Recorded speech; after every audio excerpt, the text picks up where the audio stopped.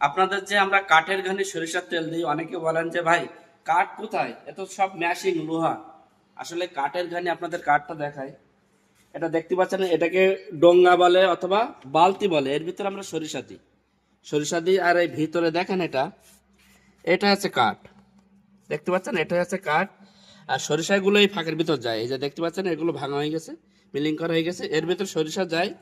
সরিষা যাওয়ার পরে এর সাথে এই দ্বন্দ্বের সাথে ঘর্ষণ লেগে লেগে আস্তে আস্তে মিলিং করে এখান থেকে তেল বের হয় আমাদের কোথার থেকে, এই যে নিচে এখান থেকে আমাদের তেল বের হয়। এই যাতে তেল বের হয়, এখানে আমরা বালতি পাতি, তারপরে তেলটা বালতির ভিতরে যায়। যেমন পাশে আমাদের দেওয়া আছে, আপনাদের দেখায়।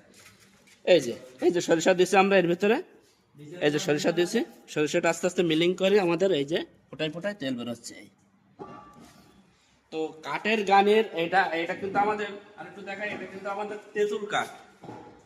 বিভিন্ন রকম কাঠ থাকে, কিন্তু আমরা এটা তেঁতুল কাঠ দিছি, কারণ কি তেঁতুল কাঠের তেলটা ভালো থাকে এবং অনেক সুন্দর একটা তেল বেরোয় এবং তেলের গুণগত মান ঠিক থাকে, যার কারণে আমরা এই কাঠটা তেঁতুল কাঠ ব্যবহার করি।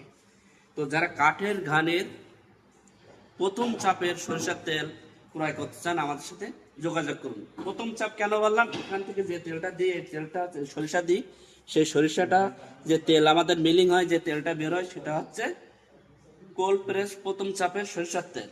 তাহলে প্রথম চাপ হলো, দ্বিতীয় চাপ বা তৃতীয় চাপ বা শেষের চাপ, সেই তেলগুলো কোথায় যায়, সেই তেলটা আমরা বের করি। আপনাদের একটু দেখাচ্ছি,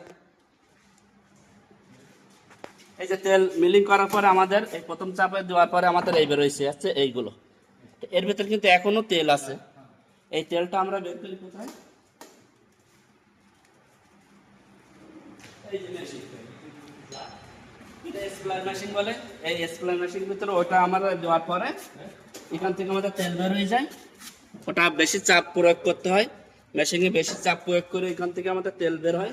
এই যে তেল বের হচ্ছে এই বালতিতে, এখানে এখন বন্ধ করে রাখছি, প্রচুর শব্দ হয় তো আপনাদের দেখানোর জন্য বন্ধ করে রাখছি। এখানে তেল বের হয়, তারপরে অবশিষ্ট খোল বের হয়ে যায়। আপনারা যে জানেন যে গরুতে যে খোল খায় বা মাছের ঘেরে যে খোল ব্যবহার করে, সেই খোল এখান থেকে বের হয়। ঠিক আছে, তাহলে আপনাদেরকে আমরা কিন্তু প্রথম চাপে সরিষার তেলটা দিই, যেটা হচ্ছে কোল্ড প্রেস সরিষার তেল। আর এই যে তাহলে এই তেলটা আমরা কি করি, এই তেলটা আমাদের যে লোকাল বাজার আছে, যারা খুচরা কেনে, লোকাল বাজারে আমরা এই তেলগুলো সেল করি।